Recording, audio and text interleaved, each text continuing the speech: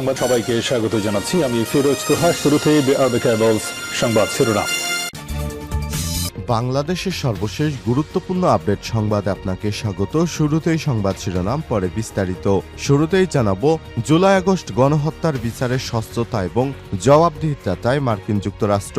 জুলাই আগস্টে গণহত্যার বিচার প্রক্রিয়া এবং স্বচ্ছ জবাবদিহিতা নিয়ে দিনভর বৈঠক করেছে মার্কিন প্রতিনিধি দল। সকালে সচিবালয়ে আইন মন্ত্রণালয়ের কর্মকর্তাদের সঙ্গে বৈঠক করেন। দুপুরে বৈঠকে বসেন আন্তর্জাতিক অপরাধ ট্রাইব্যুনালের চেয়ারম্যান ও প্রসিকিউশন টিমের সঙ্গে। তারা বলছে, যে কোনো মূল্যে শেখ হাসিনা এবং তার দোসরদের শিক্ষার্থীদের উপর গুলির ঘটনায় বিচার করতে হবে। এরপর জানাবো, খুলনায় পাট গোডাউন সহ 10 দোকানে আগুন, পুড়ে গেছে কোটি কোটি টাকার মালামাল। খুলনা নগরীর বড় বাজারের বারমাশিল এলাকায় পাটের বস্তার গোডাউন সহ বেশ কয়েকটি দোকানপাটে অগ্নিকাণ্ডের ঘটনা ঘটেছে। এতে প্রায় 10টি দোকানের মালামাল পুড়ে গেছে। স্থানীয় ব্যবসায়ীরা জানান, রাত 10:20 দিকে স্টেশন রোডের বারমাশিল এলাকায় মেসাস আহসানুল্লাহ নামের একটি পাটের বস্তার গোডাউনে আগুন লাগে। এর কিছুক্ষণের মধ্যেই পার্শ্ববর্তী গোডাউনগুলোতে এই আগুন ছড়িয়ে পড়ে। এতে ফায়ার সার্ভিসের 60টি ইউনিট আগুন নিভানোর কাজ করছে। জানাবো, কোনোভাবেই জঙ্গিবাদ এলাও করতে পারি না বললেন আইন উপদেষ্টা। কোনোভাবেই বাংলাদেশে কোনো অজুহাতেই এবং কোনো মোড়কেই বাংলাদেশে জঙ্গিবাদ, মৌলবাদ, উগ্রবাদকে এলাও করতে পারি না বলে মন্তব্য করেছেন আইন উপদেষ্টা অধ্যাপক ডক্টর মোহাম্মদ আসিফ নজরুল। জানাবো, ক্ষমা না চাইলে ভিপি নূরের বিরুদ্ধে ব্যবস্থা। আন্তর্জাতিক অপরাধ ট্রাইব্যুনালের চিফ প্রসিকিউটর মোহাম্মদ তাজুল ইসলামকে নিয়ে গণ অধিকার পরিষদের একাংশের সভাপতি নুরুল হক নূরের দেয়া বক্তব্য প্রত্যাহার করে ক্ষমা না চাইলে তার বিরুদ্ধে আইনি ব্যবস্থা গ্রহণ করা হবে। এদিকে গণ অভ্যুত্থানে আহতদের কর্মসংস্থানের ব্যবস্থা করা হবে। স্বাস্থ্য মন্ত্রণালয়, জুলাই স্মৃতি ফাউন্ডেশন এবং বিভিন্ন অংশীদারদের নিয়ে সমন্বয়ের মাধ্যমে অমৃত জুলাই আগস্ট গণ অভ্যুত্থানে আহত সহযোদ্ধাদের চিকিৎসা, পুনর্বাসন এবং কর্মসংস্থানের ব্যবস্থা করা হবে বলে জানিয়েছেন স্বাস্থ্য বিষয়ক বিশেষ সহকারী অধ্যাপক ডা মোহাম্মদ সাইদুর রহমান। এবং সর্বশেষ জানাবো, বিজ্ঞপ্তি ছাড়াই সাবেক ছাত্রলীগ নেতাকে উপাচার্যের পিএস নিয়োগ। বেগম রোকেয়া বিশ্ববিদ্যালয় বেরবির সাবেক ছাত্রলীগ নেতা আব্দুল্লাল তোফায়েল আল আহমেদকে সার্কুলার ছাড়াই বঙ্গবন্ধু শেখ মুজিবুর রহমান বিজ্ঞান ও প্রযুক্তি বিশ্ববিদ্যালয় উপাচার্যের দপ্তরে সেকশনে অফিসার হিসেবে চুক্তিভিত্তিক নিয়োগ দিয়ে ব্যক্তিগত সহকারী বানিয়ে নবনিযুক্ত উপাচার্য অধ্যাপক হোসেন উদ্দিন শেখর আজ ভারপ্রাপ্ত রেজিস্ট্রার মুরাদ হোসেন স্বাক্ষরিত এক বিজ্ঞপ্তিতে উপাচার্যের ব্যক্তিগত সহকারী হিসেবে নিয়োগের বিষয়টি ঘোষণা করা হয়। প্রিয় দর্শক, এতক্ষণ শুনছিলেন সংবাদ শিরোনাম, এবারে বিস্তারিত। তবে তার আগে বন্ধুরা, অনুরোধ থাকবে সংবাদটিতে একটি লাইক দিন। এই চ্যানেলে আপনি নতুন হয়ে থাকলে আমাদের সংবাদটি দেখতে দেখতে চ্যানেলটি সাবস্ক্রাইব করে রাখুন। কমেন্ট করে বন্ধুরা আপনার মূল্যবান মতামত জানিয়ে দিন আপনি বিশ্বের কোন দেশ থেকে বা বাংলাদেশের কোন স্থান থেকে আমাদের সংবাদটি দেখছেন এবং শুনছেন। এবারে বিস্তারিত।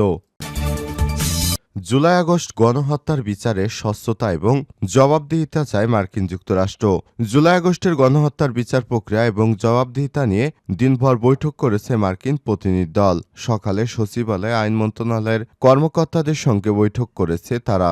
দুপুরে বৈঠকে বসেন আন্তর্জাতিক অপরাধ ট্রাইব্যুনালের চেয়ারম্যান ও প্রসিকিউশন টিমের সঙ্গে। প্রসিকিউশন টিম হারিয়ে যা এভিডেন্স সংগ্রহে সহযোগিতা চান মার্কিন প্রতিনিধি দলের।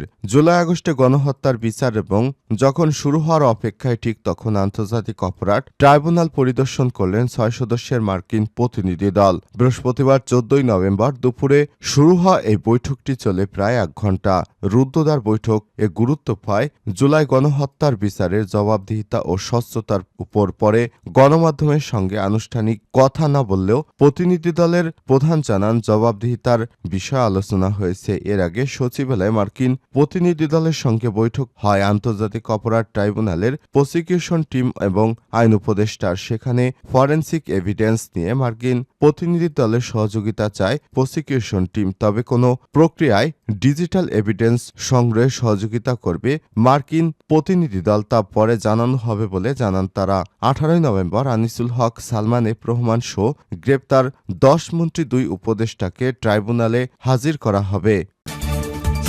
খুলনায় পাট গোডাউন সহ 10 দোকানে আগুন, পুড়ে গেছে কোটি কোটি টাকার মালামাল। খুলনার নগরীর বড়বাজারে বার্মাশিল এলাকায় পাটের বস্তার গোডাউনে বেশ কয়েকটি দোকানে অগ্নিকাণ্ডের ঘটনা ঘটে। আগুনে প্রায় 10টি দোকানের মালামাল পুড়ে গেছে।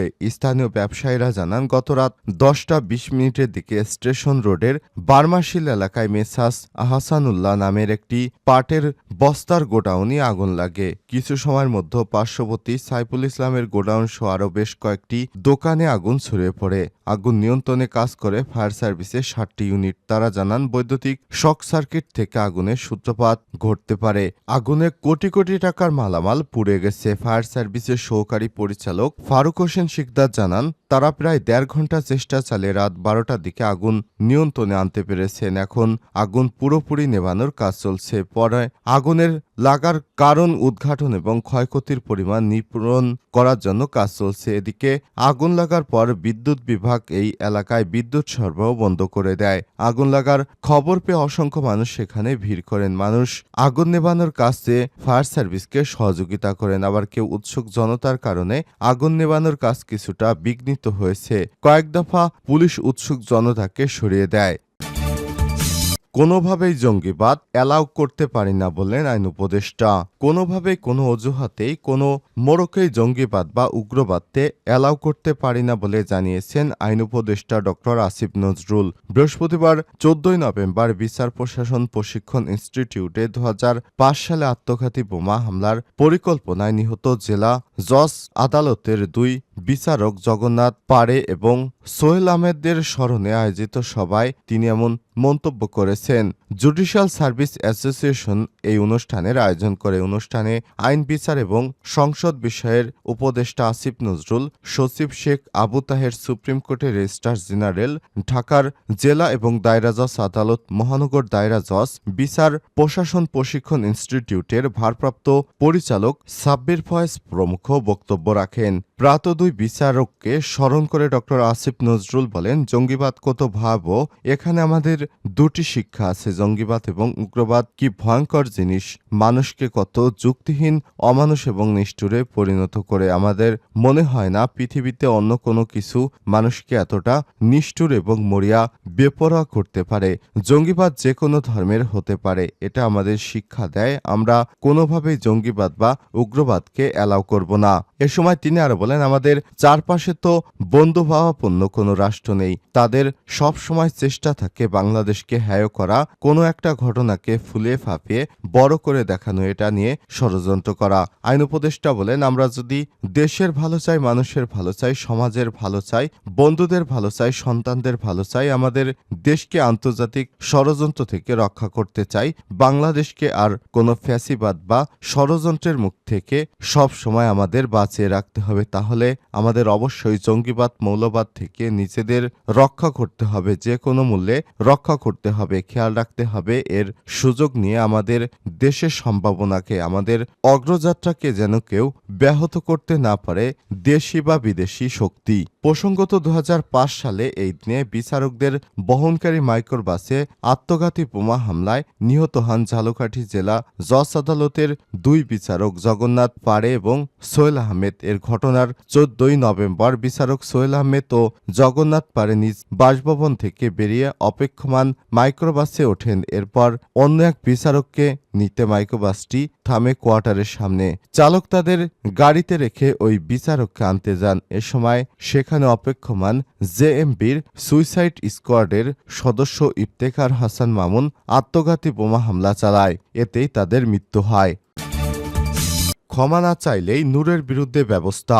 আন্তর্জাতিক অপরাধ ট্রাইব্যুনালের চিফ প্রসিকিউটর মোহাম্মদ তাজুল ইসলামকে নিয়ে গণমাধ্যমে গণঅধিকার পরিষদের একাংশের সভাপতি নুরুল হক নূরের দেওয়া বক্তব্য প্রত্যাহার করে ক্ষমা না চাইলে তার বিরুদ্ধে ব্যবস্থা গ্রহণ করা হবে। বৃহস্পতিবার 14 নভেম্বর রাতে ট্রাইব্যুনালের প্রশাসনিক কর্মকর্তা মোহাম্মদ মাসুদ রানার পাঠানো এক প্রেস বিজ্ঞপ্তিতে সব তথ্য জানানো হয়েছে। বিজ্ঞপ্তিতে বলা হয়, বৃহস্পতিবার বিকেল 5টার সময় গণঅধিকার পরিষদের একাংশের সভাপতি নুরুল হক নূর এবং তার একদল সহযোগী বহিরাগত ব্যক্তিদের নিয়ে সুপ্রিম কোর্ট প্রাঙ্গণ থেকে উস্কানিমূলক ও মানহানিকর স্লোগান দিতে একটি মিছিল নিয়ে আন্তর্জাতিক অপরাধ ট্রাইব্যুনালের মূল প্রবেশ গেট দিয়ে জোরপূর্বক প্রবেশের চেষ্টা করেন। পরে ট্রাইব্যুনালের নিরাপত্তায় নিয়োজিত আইনশৃঙ্খলা বাহিনীর সদস্যরা তাদের বাধা দিলে তারা ট্রাইব্যুনালে ঢুকতে না পেরে নুরুল হক নূর তার দলীয় কর্মীদের নিয়ে ট্রাইব্যুনালের গেটে একটি সংবাদ সম্মেলন করেন। সেখানে তিনি আন্তর্জাতিক অপরাধ ট্রাইব্যুনালের চিফ প্রসিকিউটর মোহাম্মদ তাজুল ইসলামের বিরুদ্ধে আওয়ামী লীগ ও জাতীয় পার্টির সঙ্গে বৈঠকের ভিত্তিহীন বানোয়াট, অসত্য এবং উস্কানিমূলক কিছু অভিযোগ গণমাধ্যমের কাছে প্রকাশ করে উদ্দেশ্য প্রণোদিতভাবে তার এই সব মিথ্যা অভিযোগ ইলেকট্রিক এবং প্রিন্ট মিডিয়া ও সামাজিক যোগাযোগ মাধ্যমে ছড়িয়ে পড়ে। নুরুল হক নূরের এই বক্তব্যের ফলে আন্তর্জাতিক অপরাধ ট্রাইব্যুনাল এবং চিফ প্রসিকিউটর মোহাম্মদ তাজুল ইসলামের মর্যাদা ব্যাপকভাবে ক্ষুণ্ণ করা হয়েছে। বিজ্ঞপ্তিতে আরও বলা হয়েছে, নুরুল হক নূর এবং তার দলীয় কর্মীদের এমন বেআইনি কার্যকলাপ সম্পূর্ণ অনাকাঙ্ক্ষিত এবং ষড়যন্ত্রমূলক বলে প্রতীয়মান হচ্ছে। তার এই হঠকারী কার্যক্রমে জুলাই আগস্টে গণহত্যা এবং মানবতাবিরোধী অপরাধের বিচার প্রক্রিয়া প্রভাবিত এবং বাধাগ্রস্ত করা শামিল। আন্তর্জাতিক অপরাধ ট্রাইব্যুনালের চিফ প্রসিকিউটর কার্যালয়ের পক্ষ থেকে নুরুল হক নূর এবং দলীয় নেতাকর্মীদের বেআইনি ষড়যন্ত্রমূলক কাজের তীব্র নিন্দা ও প্রতিবাদ জানানো হচ্ছে। এ অবস্থায় বিপি নুরুল হক নূরকে ক্ষমা চাইতে হবে।